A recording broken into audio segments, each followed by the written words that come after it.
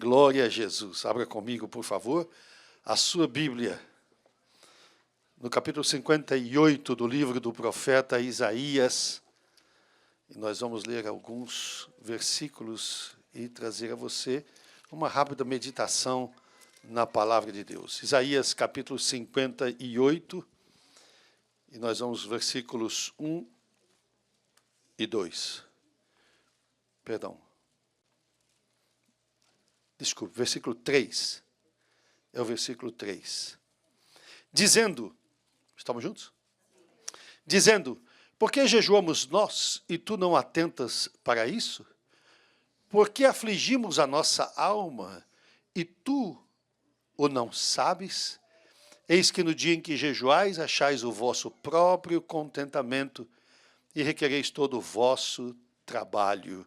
Amém. Querido Deus e Pai, no nome de Jesus Cristo, teu Filho, nós te damos graças, Senhor, por estar na presença do Senhor. Agora, Pai, no nome de Jesus, nós vamos humildemente ministrar a tua palavra, que o Senhor tem colocado no nosso coração, e pedindo que o Senhor fale conosco e glorifique o teu santo, bendito e excelso nome através da nossa vida. Toma-nos, Senhor, e toma também o primeiro lugar, e a honra, e a glória e o louvor. Que os teus filhos, Senhor, não atentem para o pregador, mas não se esqueçam da tua palavra. Em nome de Jesus, que ela possa surtir o efeito que o Senhor quer que surta, para a glória do teu santo e bendito nome. Em nome de Jesus, nós oramos agradecidos. Amém. Tome o seu assento, por favor. Meus queridos irmãos, nós estamos em plena campanha de oração e jejum. E nós, amados, fazemos essa campanha todos os anos. E é possível que, como nós já temos a tradição dessa campanha, algumas pessoas digam, mas, de fato, para que serve essa campanha? Qual é o benefício, qual é a utilidade, qual é o fim, qual é o foco desta campanha de oração e jejum? Na verdade, por que a gente deve jejuar? Não é? Por que devemos jejuar? Qual é o propósito de nós jejuarmos? O povo de Deus aprende as coisas e depois, às vezes, porque nós falhamos em outra vez lembrar as pessoas a respeito dos procedimentos, daquilo que a gente faz na hora do Senhor, as pessoas começam a se esquecer daquilo que é essencial. Como assim, pastor? Você já percebeu que quando você repete alguma coisa, muitas vezes, a tendência é você depreciar a qualidade daquilo que você está fazendo? Você já percebeu isso? Por exemplo, quando você vai dirigir pela primeira vez, você senta na frente do painel do carro, no volante do carro, você olha para o painel do carro, parece que você está diante do painel de uma aeronave. Meu Deus, para que tanto relógio? Como é que eu vou ver tudo isso aqui? Porque ali está o ponteirinho da bateria, está o ponteirinho da gasolina, ali está o velocímetro, ali está o, como é que chama, o conta-giros, não é? Os giros do motor e as coisas que você vê ali, mais luzinha daqui, luzinha dali, e é claro, isso eu estou falando na perspectiva masculina, na perspectiva dos homens. Eles olham aqueles relógios todos e tal, né, e o rádio e tudo mais. Na perspectiva da mulher, ela fala, isso é um paraíso, espelho aqui, espelho ali, espelho aqui. E quando você começa a dirigir pela primeira vez, parece que é um impacto, né? Aquilo que você... meu Deus, como é que eu vou dar conta de tudo isso, não é? De engatar o carro aqui para sair e tal, e tanta coisa, e olhar as placas, e olhar o semáforo, e olhar os carros ao redor, e tudo e tal, né? E tem gente que fica olhando, inclusive, as paisagens, e de vez em quando sobe a calçada, e outros ficam olhando o WhatsApp, e você sabe como é. Mas daqui a pouco você vai se familiarizando, porque você vai repetindo, e daqui a pouco você está tão familiarizado com a situação que você já começa a depreciar a qualidade daquilo que você está fazendo. No começo era tanta atenção, tanta coisa, cuidado com a velocidade, cuidado com não sei o quê, cuidado com dar seta e cuidado com o semáforo. Mas depois que você acostumou, você está dirigindo, está falando no telefone, está comendo ao mesmo tempo, as mulheres fazendo maquiagem, não é? Os homens olhando no WhatsApp e mandando não sei o quê, assistindo o vídeo no YouTube e tanta coisa, né? E daqui a pouco, com o depreciar da qualidade, bem, a buzina, você deu uma fechada em alguém. você começou a dirigir mal, porque você começou a depreciar a qualidade daquilo que você está fazendo. Na nossa vida espiritual não é diferente. Quando você começa a fazer das coisas espirituais uma rotina, você começa a depreciar a qualidade daquilo que você está fazendo. Quando nós jejuamos, é como se simplesmente a gente estivesse só passando fome, ou só deixando de comer, ou só dizendo ao nosso corpo, olha, você não vai comer hoje, tá? Fica na sua aí que está tudo bem. Mas a essência daquilo que de verdade é o propósito do jejum se perde no meio do caminho. Por causa do costume, por causa, às vezes, da rotina, porque a gente acaba não atentando de verdade para aquilo que nós estamos fazendo. A palavra de Deus diz, em Marcos capítulo 9, versículo de número 17, quando na verdade, do 17 ao 29, os discípulos não estavam conseguindo expulsar os demônios de uma pessoa. E o pai foi para o Senhor Jesus e disse, olha, os teus discípulos não conseguem expulsar o demônio aqui do meu filho, essa criança está endemoniada, e é interessante notar que o demônio pega essa criança desde a sua infância. Um infante tem de 0 a 2 anos de idade. Como é que uma pessoa fica endemoniada com 2 anos de idade? Não é verdade? Ele disse, eles não conseguem expulsar o demônio. E depois, conversando com Jesus, eles falaram, por que a gente não conseguiu? Jesus disse para ele, esta casta só sai com jejum e oração. Aqui é diferente, não é? Quando acontece alguma coisa mais difícil, você tem que entrar na oração e no jejum. O Senhor Jesus Cristo, realizando a sua obra, foi inquirido, por que nós jejuamos? Os discípulos de João disseram para ele, por que a gente jejua e os teus discípulos não jejuam? Por que nós fazemos jejuns e eles não? Ele disse assim, olha, os filhos das bodas, ou os convidados das bodas, os convidados para o casamento, eles não vão passar fome não vão jejuar, enquanto o noivo está com eles. Aqui é a celebração do casamento. O noivo não vai deixar que eles passem fome, ou que eles estejam jejuando. Enquanto eles estão aqui com o noivo, eles não precisam jejuar. Por quê? Porque o jejum é quando acontece alguma coisa mais difícil, você entra no jejum, ou quando você quer uma coisa especial, você entra no jejum. Mas quando o Senhor, Deus, está com você pessoalmente, você não precisa jejuar, é só falar com Ele pessoalmente. Era o privilégio que eles tinham. Aí Jesus diz assim, mas dias virão. Dias virão. E então, que o noivo será tomado, será tirado. E então, nesses dias, jejuarão. Essa palavra dias chamou a atenção do meu coração nessa madrugada. Enquanto eu estava lendo e estudando esta palavra. Dias. Porque tem períodos na nossa vida, tem dias que as coisas apertam, que as coisas ficam mais difíceis. Tem dias que está tudo bem, mas tem dias que parece que o sol se põe.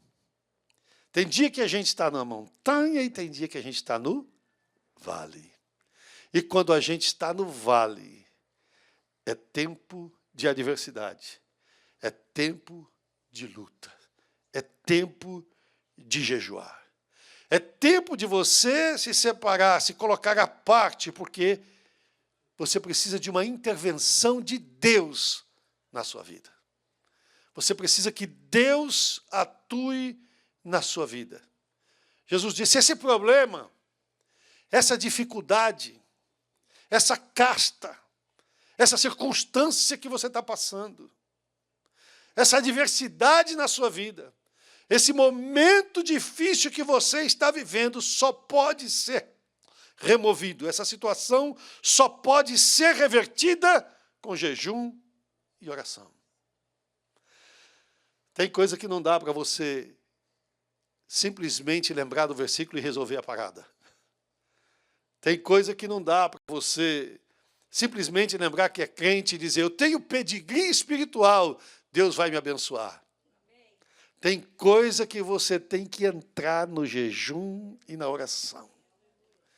Tem coisa que você tem que mostrar a qualidade de crente que você é. A qualidade de alguém que crê de verdade em Deus. E se você crê de verdade em Deus. Alguém diz que o crente é como um saquinho de chá. Você só sabe o sabor que ele tem quando você mergulha na água quente. Quando ele está mergulhado na adversidade, é que ele vai exalar o sabor e o aroma. O sabor e o aroma, ou o aroma e o sabor. A gente sempre fala bastante sobre oração, mas pouco sobre o jejum.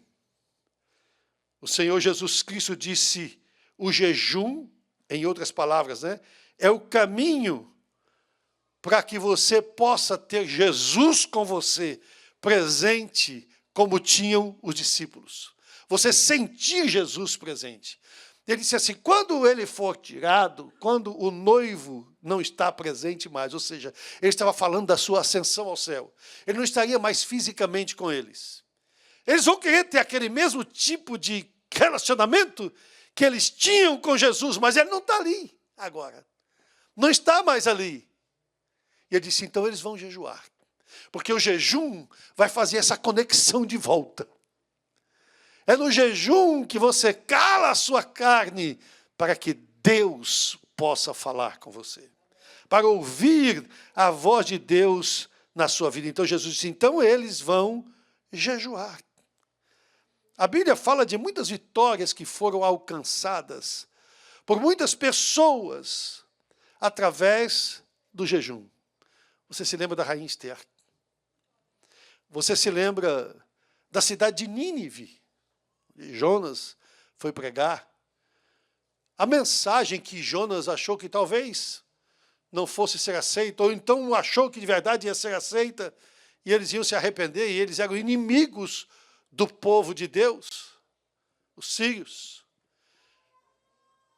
Foi recebida de uma maneira tão assimilada que o rei colocou todo mundo para jejuar, até gato, cachorro, animal, tudo, não é? Todo mundo jejuou por 3 dias e 3 noites. Ninguém comeu e nem bebeu. E a vitória chegou. Deus teve misericórdia. Você se lembra de Josafá? Quando os amonitas, quando os midianitas, os povos que eram inimigos deles, da montanha de Seir, se reuniram para derrotar Jerusalém. Cercaram Jerusalém, ameaçavam, zombavam, e a palavra de Deus diz que Josafá, correu para a presença de Deus e foi buscar ao Senhor. Deus levanta um profeta e diz, olha, essa peleja não é de vocês. Essa peleja é minha, o Senhor disse. Eu vou guerrear por vocês. Eles fizeram a canção e cantaram, o Senhor pelejará por nós, o Senhor pelejará por nós. Eles confiaram que o Senhor ia pelejar por eles. Por quê? Porque jejuaram. Entraram no jejum, e a palavra de Deus diz que no outro dia saíram à guerra celebrando a vitória. Já saíram à guerra com os cantores na frente, saíram na guerra com os músicos na frente, saíram na frente com a orquestra, não é? A banda da Assembleia de Deus, o pastor Anselmo com a Bíblia na mão. E eles saíram celebrando a vitória, saíram comemorando a vitória. Aquilo causou um barulho de trem na cabeça dos inimigos. E eles começaram a lutar entre eles mesmos. Dia de adversidade, cidade cercada. Às vezes a gente não atenta, a gente não percebe. A gente não entende que o céu não é aqui. Nós não estamos num paraíso. Parece que a gente ganha dinheiro, tem trabalho, tem emprego, tem comida na mesa, se veste bem, tem carro bom, mora bem, conforto e segurança. Não falta aqui onde a gente está. Parece que está tudo bem, a gente se esquece que a gente precisa de Deus. A gente se esquece que a nossa vida aqui na terra, seja num lugar confortável como esse, ou seja num lugar de desconforto, seja na montanha, ou seja no vale, a nossa vida tem um propósito. É dizer ao mundo que Jesus Cristo morreu na cruz do Calvário e verteu o seu sangue para que o homem pecador seja perdoado dos seus pecados e possa viver eternamente com Deus. Em Cristo nós alcançamos a reconciliação, a religião, religar com Deus o homem que estava perdido, aquele que é pecador e sabe que é pecador e que precisa arrepender-se dos seus pecados. Essa é a missão da igreja. Não é outra. Nós compramos propriedades porque precisamos. Nós temos estrutura porque precisamos. Tudo isso é voltado para a proclamação do Evangelho de Jesus Cristo. Para dizer às pessoas que Jesus vai voltar. Mas quando nós nos esquecemos, quando nós perdemos o foco, quando nós deixamos de fazer aquilo que é a vontade principal, a vontade essencial de Deus na nossa vida, Deus permite que as adversidades se levantem. E quando as adversidades começam a se levantar, nós vamos descendo da montanha para o vale. Quando você desce ao vale, você não vê o outro lado da montanha. A esperança é que do outro lado a vitória esteja lá. A esperança é que você suba a montanha de novo e possa ver as coisas de maneira clara, que volte a estar tudo bem. Até os homens que não são sábios, até aqueles que achavam ser mais famosos do que Jesus Cristo, um dia disseram, yesterday, all my troubles seem so far away. Ontem os meus problemas pareciam que estavam tão longe. But now they look to be here to stay. Agora eles parecem que estão aqui e estão aqui para ficar. E de repente você fala, parece que estava tudo bem, mas agora as coisas mudaram da noite para o dia. Ou do dia para a noite. As coisas de repente mudaram, as coisas de repente se transformaram. E parece que a dificuldade chegou e eu não sei mais o que fazer. A gente era tão feliz ontem. E foi uma briga. Eu não sei o que foi que aconteceu. E foi uma traição, e foi uma fatalidade. Agora o meu filho é usuário de droga. Agora eu tenho um bêbado dentro de casa. Agora eu tenho uma mulher que já não quer mais andar como alguém que realmente tem responsabilidade, mas resolveu que não aproveitou a vida e ela precisa aproveitar a vida. Afinal das contas, ela já está tendo uma certa idade, agora ela ainda quer aproveitar, ainda dá tempo de aproveitar a vida. E de repente toda a família começa a ficar em confusão. As crianças não entendem, os adolescentes na casa não podem entender uma situação como essa, e a pessoa fica desesperada, mas como foi que isso aconteceu? Como esse tipo de coisa pode ter entrado na cabeça dele, dela, daquele ou daquela? Como foi que entrou na cabeça do marido? Como foi que entrou na cabeça dos filhos? Como entrou na cabeça da esposa? Como foi que essa situação aconteceu? Pelo amor de Deus, estava tudo bem. Nós servimos a Deus, nós honramos a Deus, nós conhecemos a Deus. Como foi que isso não tem explicação? Eu criei os meus filhos para servir a Deus. Mas perdemos o foco. Nós nos preocupamos mais que os nossos filhos tivessem um diploma na parede e um anel no dedo, do que tivesse o caráter de Cristo. E que amassem a Jesus de coração. E que fossem verdadeiros, apaixonados pelas vidas que estão perdidas. A nossa essência na terra não é essa. E de vez em quando Deus permite que a adversidade se levante. Estava tudo bem. Tudo bem. Quando foi lá pelo final dos anos 2005, começo de 2006, o trabalho começou a diminuir um pouco aqui na Flórida. E as pessoas começaram a não ter muito trabalho, e dali as coisas só foram piorando, os trabalhos no lugar de voltar e acelerar. Geralmente o começo do ano começa mesmo assim um pouquinho mais devagar e tal, mas depois vai aparecendo mais trabalho, o pessoal começa a voltar a trabalhar, pegar o ritmo e tal, mas parece que não estava pegando, o negócio estava devagar, não estava indo, e foi piorando, estava ruim, mas depois parece que piorou. As coisas foram piorando e piorando.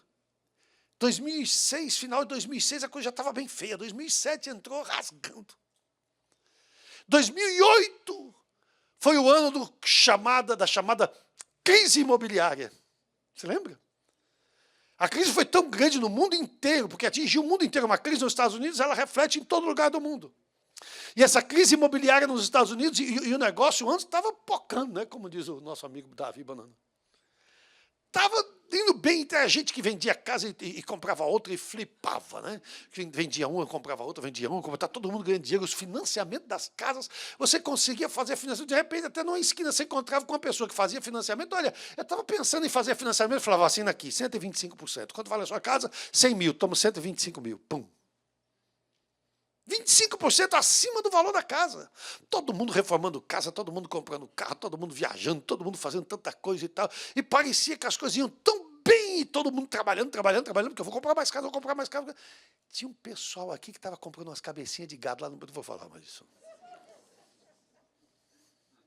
E parecia que estava tão bem, estava tudo bonito, e de repente, pum, as portas se fecham, não tinha mais trabalho. Por quê? Quando a crise econômica começa lá em cima, o reflexo é aqui embaixo. As primeiras pessoas a perderem o seu trabalho são os subcontratados. Sabe quem é essa gente, né?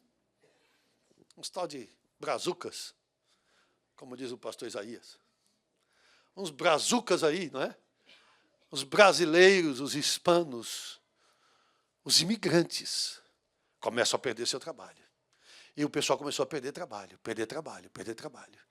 E se você não tem trabalho, você não tem salário. Se você não tem salário, você não tem como pagar aluguel, você não tem como pagar mortgage, você não tem como pagar o lease do carro, você não tem como pagar prestações, você não tem como pagar cartão de crédito. Aliás, o cartão só vai enchendo. A situação foi ficando apertada. E quando o americano começou a sentir o desconforto da crise, a nossa língua já estava roxa. Os primeiros a ser dispensados. É ou não é? Eu conversei com um empresário essa semana, né? E ele falou para mim, olha, os empresários, nós temos vários contratos e tal, já está fechado, está tudo certo, só que não assinamos o contrato. Eles agora colocaram os contratos para o segundo semestre de 2025. Nós só vamos assinar no segundo semestre, que eles estão segurando, não sabem o que vai acontecer com a economia. Então eles estão segurando.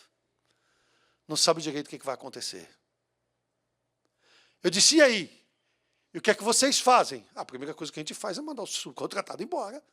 Paga o trabalho. Eu não vou continuar colocando dinheiro ali se eu não estou com os outros contratos assinados. Eu sei lá se vai continuar entrando dinheiro. Se não continuar, a gente paga aqui também. Ou seja, o primeiro a ser mandado embora é o nosso povo. E o último a ser contratado de volta é o nosso povo. Depois que voltar, que acertar, assinar o contrato, liberou a economia, assina o contrato lá depois, quando o cara já está com os bofos para fora, é que começa a contratar de novo. E foi naquela crise que, de repente, as mulheres americanas começaram a limpar as suas próprias casas. Claro que não tão bem quando você limpa, mas... Foi naquela crise que, de repente, todo mundo começou a devolver os carros para que eles não fossem repossessados, precisando ser chamados de repo men. Os carros entregaram as casas, alguns ficavam dentro das casas porque era mais barato para o banco que a pessoa ficasse dentro da casa do que ela saísse da casa, porque a casa ia começar a se deteriorar. Pelo menos a pessoa estando dentro da casa, ela estava tomando conta da casa do banco. E parecia que era a misericórdia do banco. Banco não tem misericórdia.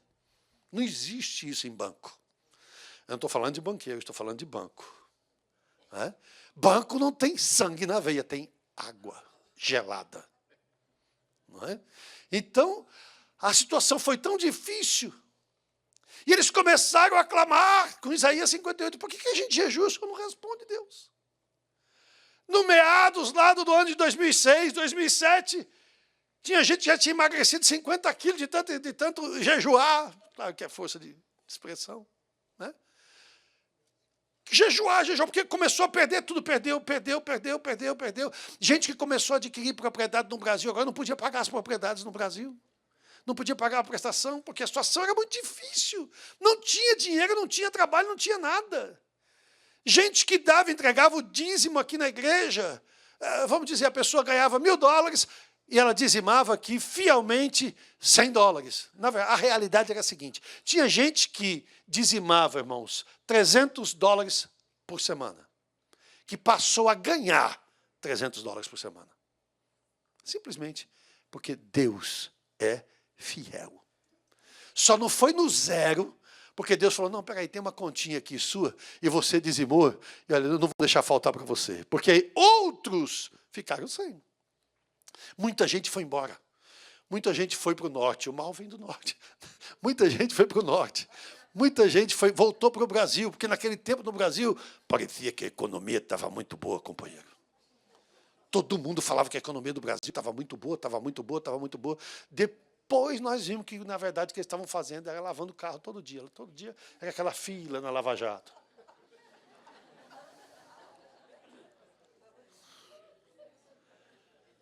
E o que aconteceu é que a crise pegou a gente de surpresa. Nós não estávamos espiritualmente preparados para ela. Nós não estávamos economicamente preparados para ela. Eu glorifico o nome de Jesus, que um pouquinho antes do presidente Trump entrar como presidente da República e a gente achar que ia acontecer a mesma coisa que aconteceu quando ele entrou da outra vez, que a economia ia dar um jump, dar um pulo, ia ser muito bom. Pulou, mas pulou lá de cima para baixo. Nós nos reunimos aqui com alguns irmãos que são investidores, empresários, e começamos a falar das coisas, dos negócios, e como faz e tal, e nós tomamos uma decisão de criar o nosso departamento aqui de ensino para economia e finanças da igreja, e todos os meses nós temos um dos cultos de ensino da nossa igreja. Aqui tem culto de ensino, by the way. Um dos cultos de ensino da nossa igreja, uma vez por mês, nós ensinamos as pessoas em economia e finanças. E são pessoas que realmente entendem isso by the Bible, à luz da palavra de Deus. Por que nós jejuamos e o Senhor não responde, Deus? E a gente achava, tá bom, até o fim do ano a crise acaba, era 2006. No final do ano estava muito pior. Não tem problema, vai entrar 2007, e 7 é o número da perfeição. 7 é o número de Deus, 7 é o número de bom, 7, olha, e começou o pessoal, né? Não, agora vai pegar, agora vai dar certo.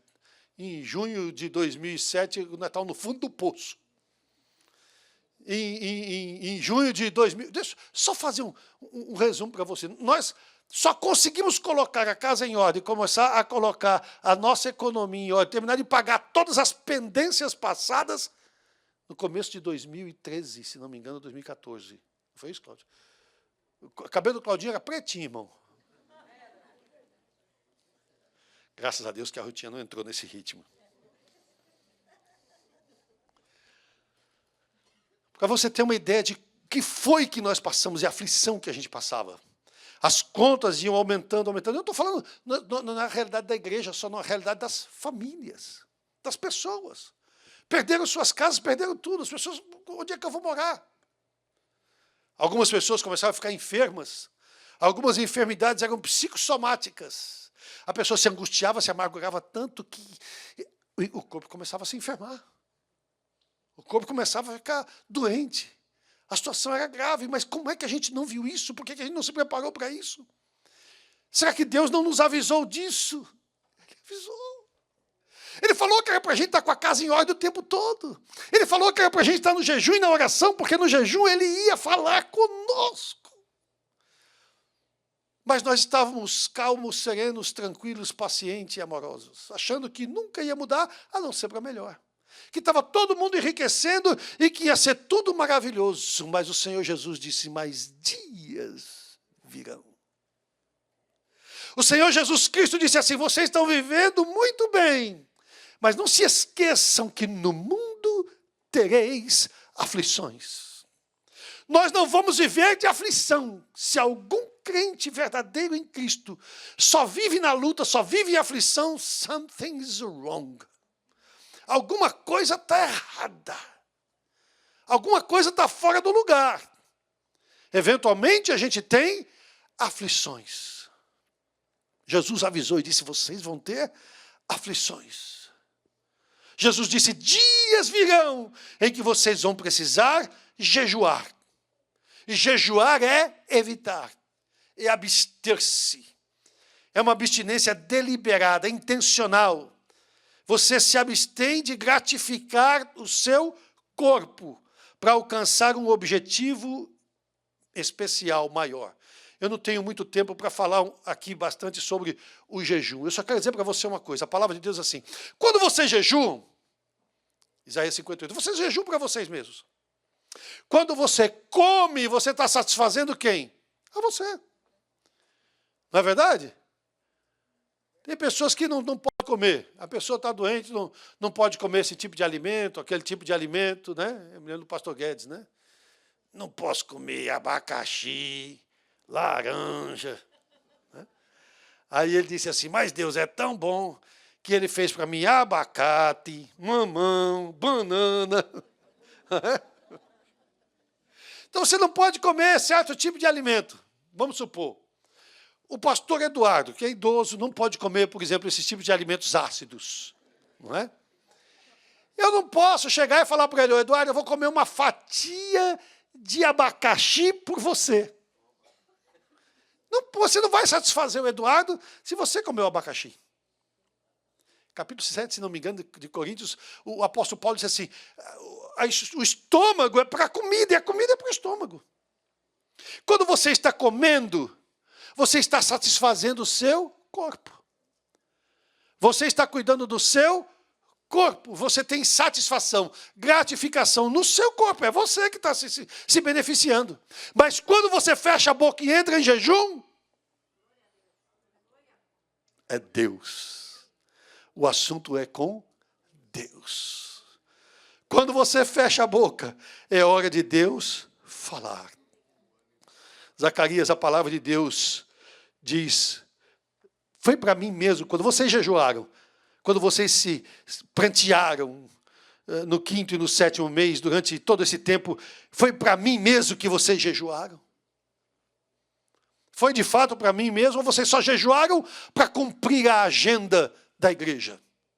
Ou vocês só jejuaram para cumprir a escala do departamento? O que Deus colocou no meu coração para falar para você nesta manhã é que Deus quer algo mais sério conosco nesta campanha de oração e jejum. Deus quer ter algo especial, particular com cada um de nós. Nós estamos entrando num momento, talvez, de dificuldade, quando o próprio presidente da República falou, é possível que venha uma recessão. Se tem recessão para um homem de 7 bilhões de dólares, imagine para mim que só tenho 3 dólares no bolso.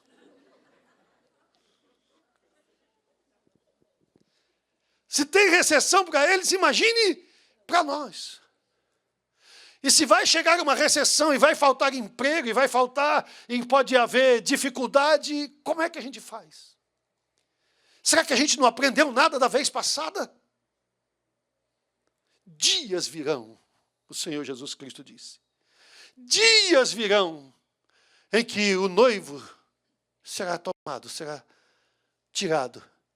Aí, nesses dias, eles jejuarão. Os dias estão chegando, igreja. Os dias estão chegando. E com certeza serão dias de adversidade. O corpo continuará clamando, pedindo, me dá de comer. Me dá de comer para satisfazer a alma. Mas o Senhor está dizendo que quando você come é para você. E quando você jejua, é para Ele. É para Deus que você jejua. É para ouvir a voz de Deus. Você cala a sua carne. Eu não vou cumprir a gratificação da minha carne, porque a carne fica te cutucando. Até quando você não está com fome. Com Eduardo, perdão. Quando você não está com fome, você chega diante de uma mesa, e é uma mesa tão bonita, às vezes tão farta, e você fala, meu Deus, eu vou só esperar, não posso passar por aqui, não experimentar pelo menos um pedacinho disso aqui. Pelo menos um pouquinho disso aqui. Né? Tem irmãos que são diabéticos e tem outros que estão diabéticos. Os que são diabéticos são aqueles que se convenceram que são diabéticos. E os que estão diabéticos são aqueles que estão dizendo a si mesmos que eles não são diabéticos e querem só estar diabéticos. Aí você fala, só um pouquinho. Uma coquinha. Só um pouquinho desse suquinho aqui, né? Quando você está comendo, você está concentrado em quem? Em você. Mas quando você jejua, você conquista a atenção de Deus. Sabe o que Deus disse para Caim? O sangue do teu irmão está clamando a mim desde a terra. Nós clamamos a Deus, o nosso sangue clama, o nosso ser clama, a nossa alma clama. Você não precisa falar para Deus ouvir o clamor da sua alma. A sua alma clama a Deus. E quando você clama a Deus, Deus para te ouvir e Ele diz, clama a mim e eu vou te responder. E quando eu te responder, eu vou anunciar para você coisas firmes, não é conversa fiada, não é enganação, eu não vou enrolar você. Não é aquele tipo de autoajuda que fala, não, você vai conquistar, você vai fazer, você pode, você é o cara. Não tem nada a ver com você, é com Deus. Deus vai mostrar para você que Ele é Deus, que Ele vai fazer, que Ele está no controle, que Ele é o Senhor do céu e Ele é o Senhor da terra. Mas Deus quer saber se você está levando Deus a sério. Ou se você simplesmente quer ter a vida que essas pessoas estão tendo aí fora, fazendo de conta que servem a Deus de verdade. Vem para a igreja, participa de algumas coisas, mas quando você começa a jejuar e começa a buscar Deus de verdade, você chama a atenção de Deus. Quando Deus criou Adão,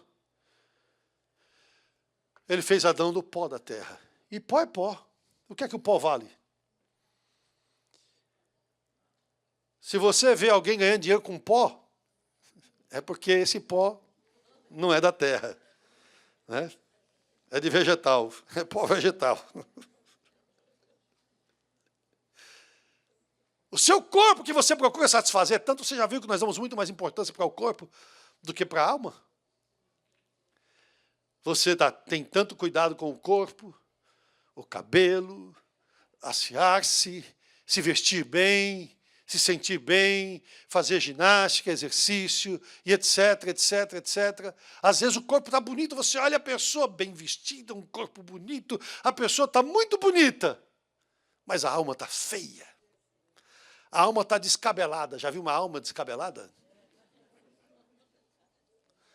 A alma está toda atrapalhada. A alma da pessoa está arrebentada, o corpo está bonito, está ganhando bem, está prosperando economicamente, mas a alma está dizendo, pelo amor de Deus, eu estou morrendo. Eu estou morrendo. Eu vi pessoas dizer, quando eu cheguei nos píncaros da glória, quando eu cheguei lá em cima na minha carreira, que eu estava rico, milionário, foi quando eu perdi tudo, porque o meu corpo estava muito bem, mas a minha alma estava no inferno. Nelson Ned, aquele cantor brasileiro, ele disse, eu era um sucesso em todos os lugares que eu chegava, eu era um sucesso no mundo e era um fracasso na minha casa, até o dia que eu encontrei Jesus. Eu vi pessoas que disseram, quando eu estava lá em cima, foi quando eu fui agarrado por alguma coisa que era muito maior do que o meu orgulho. Eu fui agarrado pela droga, eu fui agarrado pela bebida, pessoas que viraram alcoólatras, eu disse, e na bebida eu perdi a empresa, eu perdi a esposa, eu perdi os filhos, eu perdi a minha família, eu perdi tudo. Por quê? Satisfez só o corpo. Nós estamos sendo chamados pelo Espírito Santo nesta campanha de oração e jejum para satisfazer a Deus na nossa alma. Dar a Deus o lugar dele na nossa própria alma. O verdadeiro valor que você tem não está no seu corpo, está na sua alma. A gente fica lotando o corpo aí de comida, come, satisfazendo a carne, eu vou descansar, eu vou passear, eu vou assistir. Não tem compromisso com as coisas de Deus. Se tiver qualquer coisa lá fora, é para onde ele vai. É para onde ela vai. Se aparecer qualquer compromisso num culto de domingo, é para onde ele vai. Jair Bolsonaro era presidente do Brasil. E ele estava vindo aqui em Nova York para fazer não sei o quê. E daí fizeram uma programação com ele aqui na Flórida. E ele está em um determinado dia aqui na Flórida, e eu fui convidado para estar nessa reunião com ele aqui na Flórida. Eu olhei no calendário e estava dizendo assim, tem culto na Assembleia de Deus, Ministério do Belém. Eu disse, diga que eu não vou. Não, mas é o presidente. Não, olha, eu vou falar com o presidente do universo. Eu aprendi com um pastor chamado David Yang-Ji Cho. Um dia ele estava orando, e o presidente da Coreia ligou para ele. E a secretária disse, ele está orando agora. Falou para a secretária. Aí ela, ok, desligou. Daqui a pouco ela ligou de novo. Não, sabe o que é? É que o presidente da República precisa falar com ele, mas ele está orando, eu não posso interromper ele. Ah, tá ok. Aí liga a mulher do presidente. Chame o pastor Cho, porque o presidente da Coreia precisa falar com ele imediatamente. Ele disse, minha senhora, eu não tenho autorização para chamar o pastor Cho na hora que ele está orando. Eu não posso. Você tem que chamar. Eu sou a esposa do presidente, mas eu não posso, desculpe. Pô, desligou. Quando o pastor terminou de orar, a irmã estava desesperada. Era uma senhora idosa, me lembro bem dela. Ela disse, doutor Cho, o presidente ligou para o senhor, e eu não chamei o senhor porque o senhor estava orando. Eu não tenho autorização para chamar o senhor quando o senhor está orando. Isso está certo, é isso mesmo, você fez bem, está certo, não tem problema. O senhor quer que eu ligue para ele? Não, ele vai ligar, não se preocupe. Daqui a pouco liga a esposa do presidente. O presidente quer falar com o doutor Cho, irmão. Sim, já estou transferindo. Transferiu. E a mulher disse para o doutor Cho, doutor Cho, nós tentamos falar com o senhor, não conseguimos, o senhor precisa mandar essa sua secretária embora, porque ela não atendeu ao presidente, o presidente da Coreia quer falar com o senhor. Ele disse, minha senhora, o seu esposo é o presidente da Coreia. Eu estava falando com uma autoridade muito maior, eu estava falando com o presidente do universo. Essa campanha de jejum e oração é para levar você a falar com o presidente do universo. É para falar com aquele que realmente resolve as coisas. Com aquele que realmente entende o que é alimentar a sua alma. Quando você jejua, sabe o que chama a atenção de Deus? Não é porque você está passando fome dizendo, ó Senhor, atenta aqui, por favor, porque eu estou passando fome por tua causa. Eu estou passando fome para ver aqui se o Senhor resolve isso aqui que eu quero, por favor. Não. O que chama a atenção do coração de Deus é a sua prioridade. Por que você está fazendo isso? Você está de verdade dando prioridade para Deus? Ou a prioridade é você? Você só está jejuando para satisfazer o que você quer? O Senhor respondeu em Isaías 58, no dia que vocês jejuam, vocês alcançam aquilo que vocês querem, porque vocês não jejuam para mim, vocês jejuam para vocês. Vocês só jejuam para resolver suas causas, vocês só jejuam para aparecer para os outros, vocês estão jejuando. Aí a pessoa jejua e fica com aquela cara assim, né, aquela cara de santo, sabe aquele que fica assim? Pode ser, irmão, tudo bem, estou em jejum. Para aparecer, a Bíblia diz, para aparecer para os outros que você está jejuando, mas a receita da Bíblia não é essa, lava o rosto. Pelo amor de Deus, quando você jejua, escove os dentes, pelo amor de Deus. Tome banho quando estiver jejuando, não é pecado tomar banho quando está jejuando. Passe desodorante, pelo amor de Deus. Não precisa aparecer para os outros que você está jejuando. O jejum não é para os outros e não é para fazer propaganda sua, dizendo que você é santo. Não, eu estou em jejum. Pisa no calo dele para você ver. O que vai acontecer? Não. O jejum é para a prioridade com Deus. Deus, estou calando a carne porque eu quero ouvir a tua voz. Eu não estou jejuando porque eu quero que o Senhor faça a minha vontade. O jejum não muda a Deus. O jejum muda a nós. O jejum não muda a vontade de Deus, o jejum muda a nossa vontade. No jejum, Deus não se enquadra à sua agenda. No jejum, você se enquadra ao centro da vontade de Deus. A essência é essa. O jejum é aquilo que leva você a construir algo grande. Ninguém pode fazer nada grande se não tiver um alicerce também grande. O jejum é o alicerce, o jejum é a base, o jejum é o fundamento para você construir de acordo com a vontade de Deus, porque no jejum Deus fala com você. O jejum é um teste para saber se você está de verdade levando Deus a sério. Salmo 128.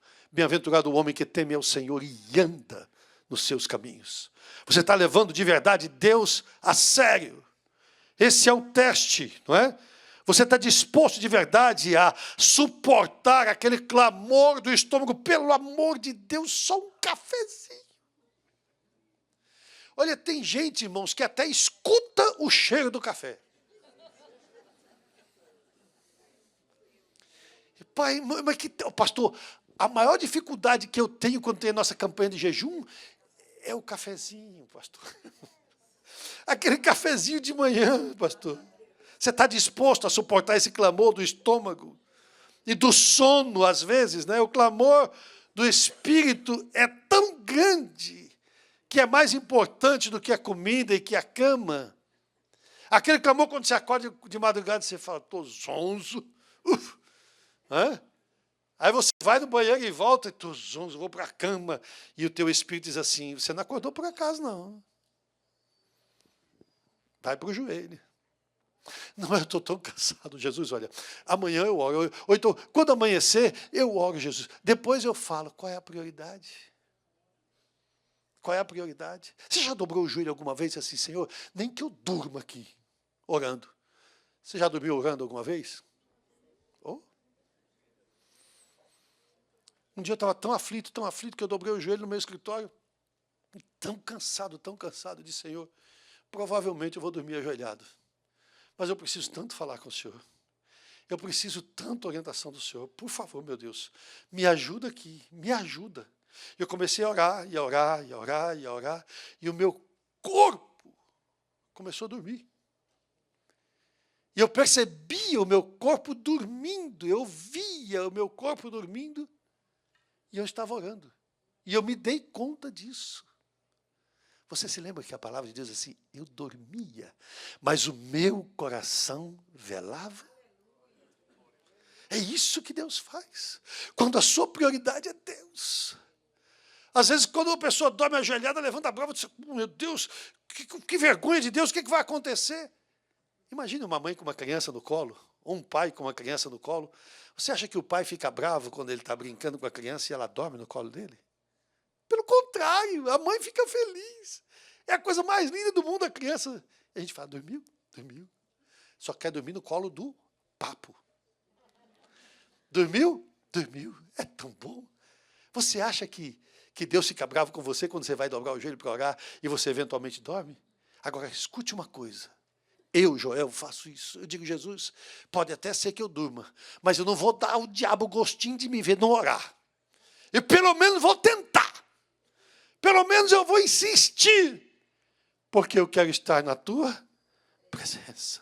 Não há nada mais extraordinário do que a presença de Deus.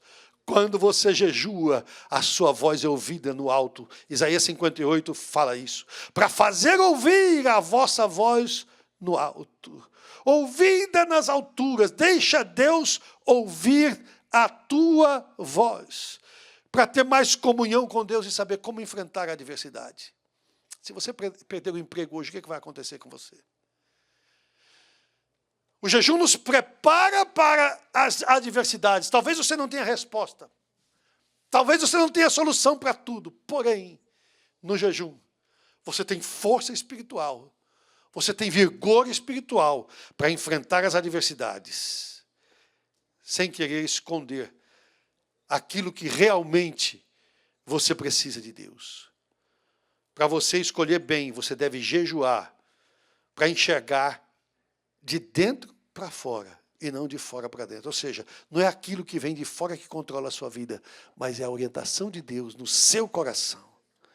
A maneira de Deus se comunicar com você é do seu espírito para a sua alma. Aqui eu termino.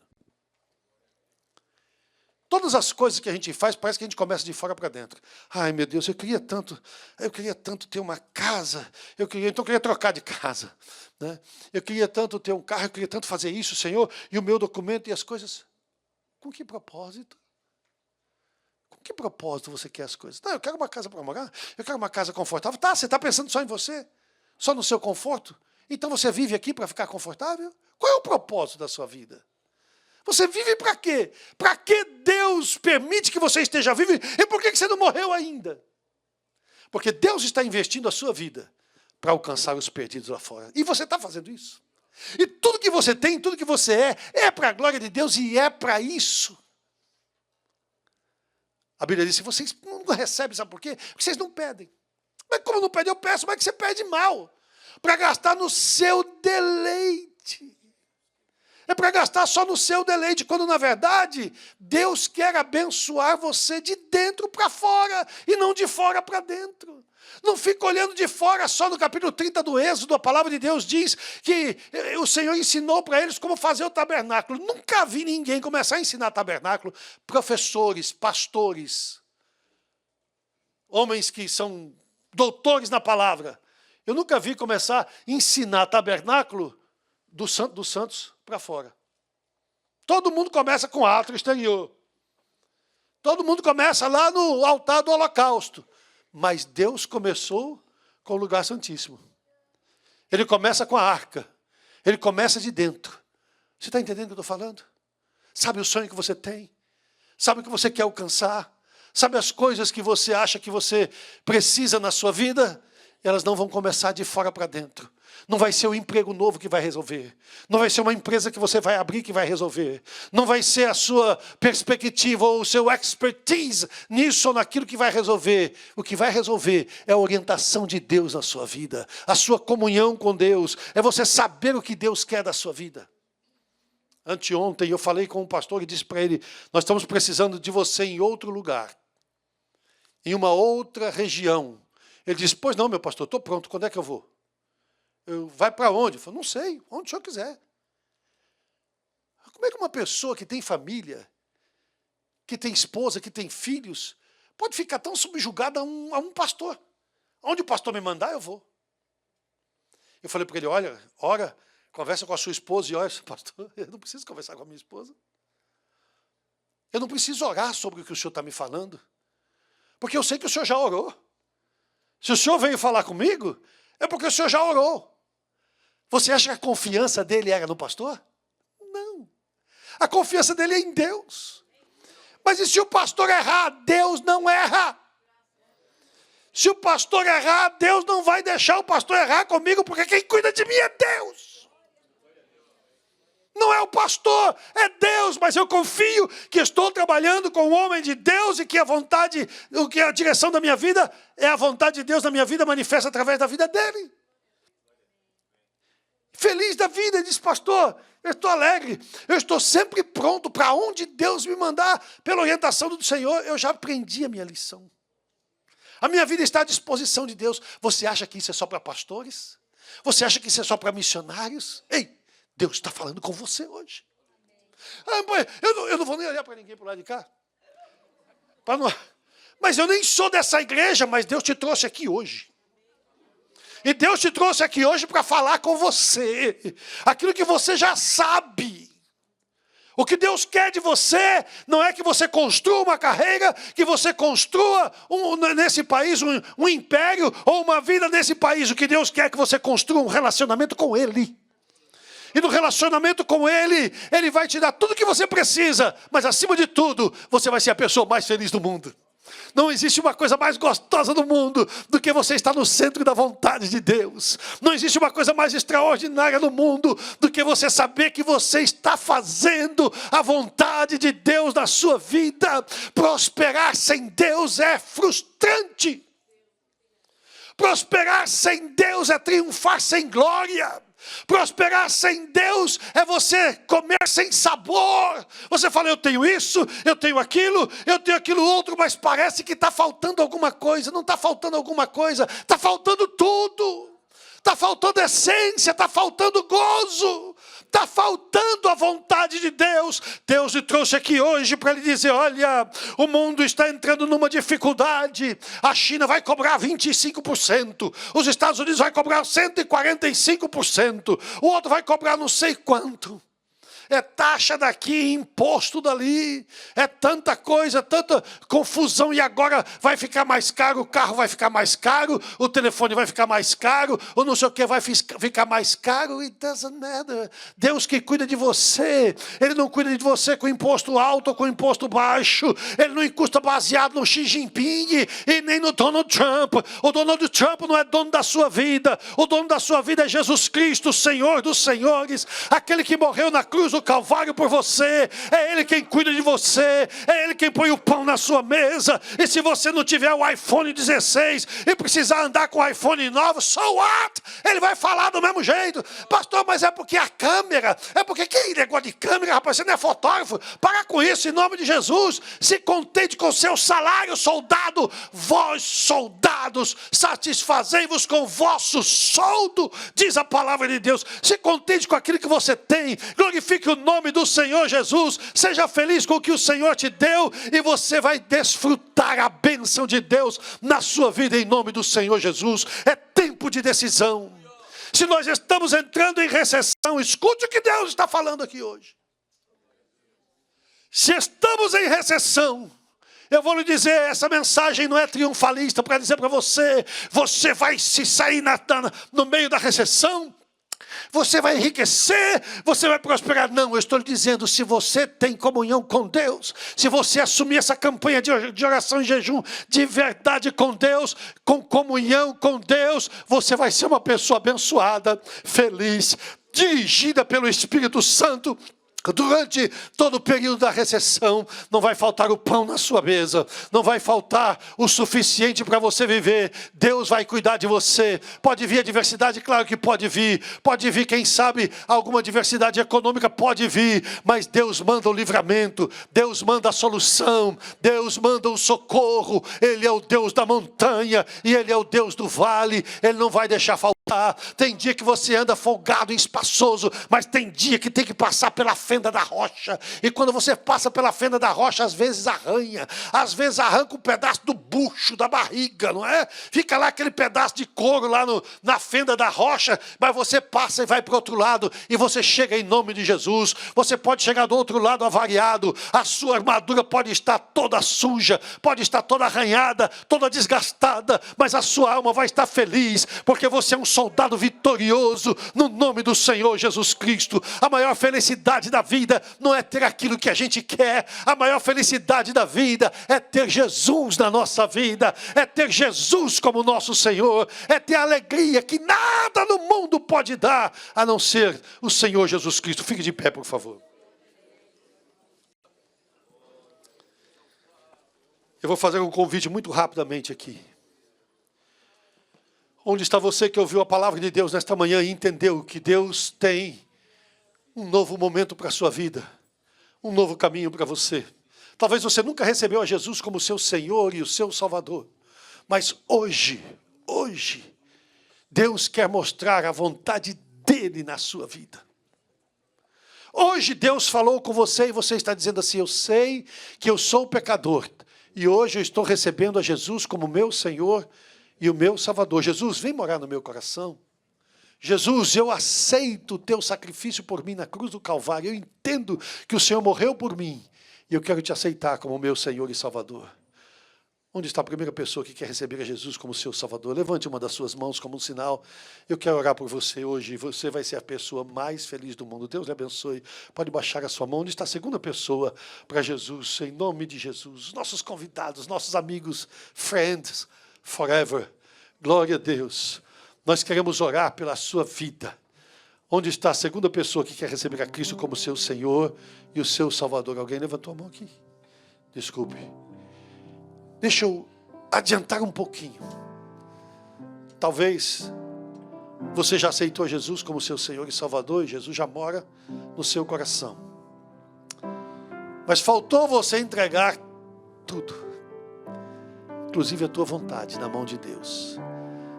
Olhe para mim, por favor. Os sonhos de Deus são maiores do que os seus sonhos.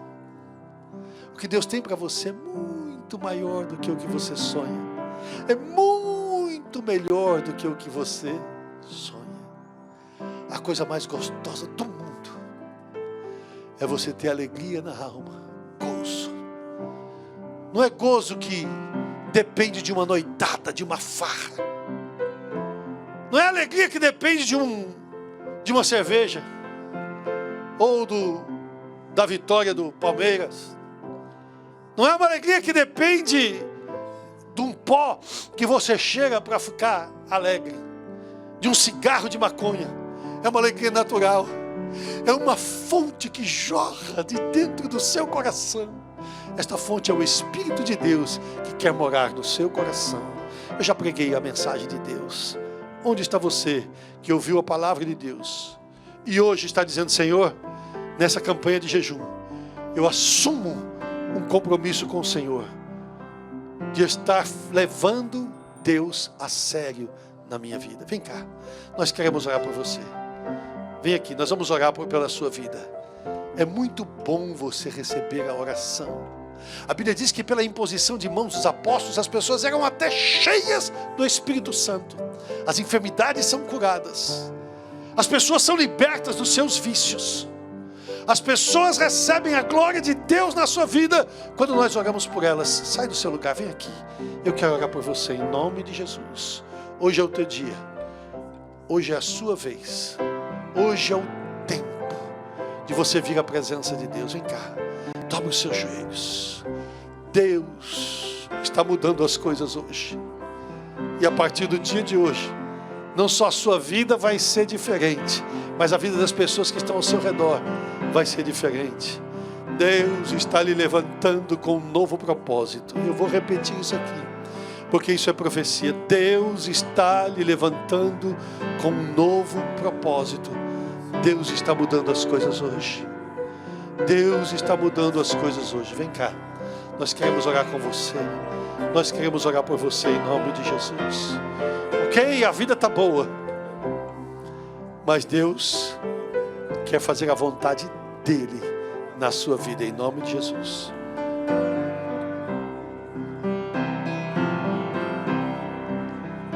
Haverá paz no vale, pra mim eu sei. Haverá paz no vale, pra mim, Senhor, eu sei. Nem a sombra da noite ali verei. Haverá paz no vale, pra mim. A última vez, onde está você? Talvez essa seja a última oportunidade. Você fala, mas eu vou morrer? Não. É porque talvez de hoje para diante você não vai ter outra oportunidade como essa de se render totalmente nas mãos de Deus.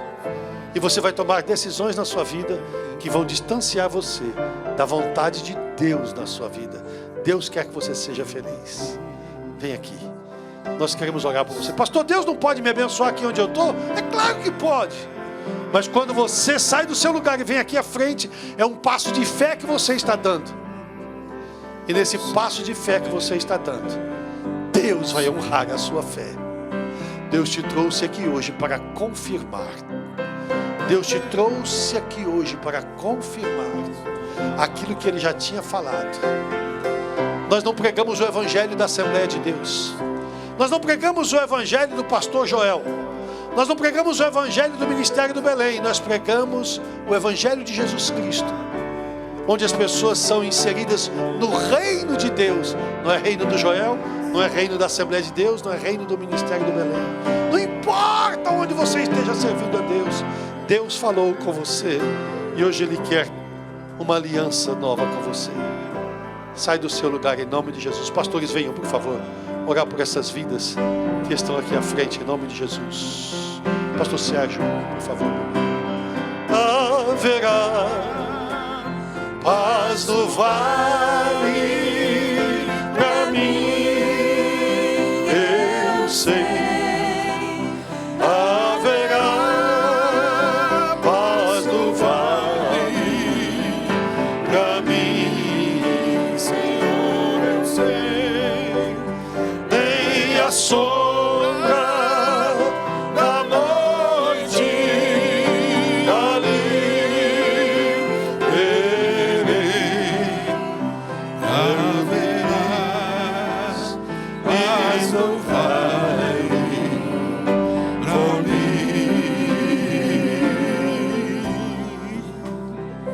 Senhor Jesus, Deus maravilhoso, Pai, aqui, Senhor, ó Pai, está os teus filhos, Senhor, ó Pai, que vem, Senhor, ó Pai, diante do altar, Senhor, ó Pai, esperando, Senhor, ó Pai, receber, Senhor, ó Pai, as bênçãos, Senhor, ó Pai, vinda de Ti, Senhor. Pai, derrama, Senhor, ó Pai, sobre a vida dos Teus filhos, Senhor, ó Pai. Pai, em nome de Jesus, ó Pai, vai curando, Senhor, ó Pai. Vai, Senhor, ó Pai, renovando, Senhor, ó Pai, a saúde, Senhor, ó Pai, a vida dos Teus filhos, Senhor, ó Pai, das Tuas filhas, Senhor. Pai, em nome de Jesus, ó Pai, visita, Senhor, ó Pai, cada um, Senhor. Pai, em nome de Jesus, ó Pai, autoridade, Senhor, ó Pai, no Teu nome. Autoridade, Senhor, ó Pai, no Teu sangue, Senhor, ó Pai. E visita, Senhor, ó Pai, a vida dos Teus filhos, Senhor, ó Pai. Tenha misericórdia, Senhor, ó Pai, e alcança, Senhor, ó Pai, a vida dos Teus filhos, Senhor, ó Pai. Nesta manhã, Senhor, ó Pai, nesta tarde, Senhor, ó Pai. Em nome de Jesus, ó Pai. Vai visitando, Senhor, ó Pai, cada um, Senhor, ó Pai. Vai curando, Senhor Jesus. Vai derramando, Senhor, ó Pai, sobre a vida, Senhor, ó Pai, a unção, Senhor, ó Pai. Vai derramando, Senhor, ó Pai. Em nome de Jesus, ó Pai. Vem sobre eles, Senhor, ó Pai, a cura agora. Vem sobre eles, Senhor, ó Pai, a virtude, Senhor. Vem sobre eles, Senhor, ó Pai, a vitória, Senhor, ó Pai, vinda de Ti. Em nome de Jesus, ó Pai. Em nome de Jesus, ó Pai. Recebe a cura em nome de Jesus. Em nome de Jesus. Paz no vale pra mim, eu sei, haverá paz no vale pra mim, Senhor, eu sei, nem a sombra da noite ali haverá paz no vale pra mim.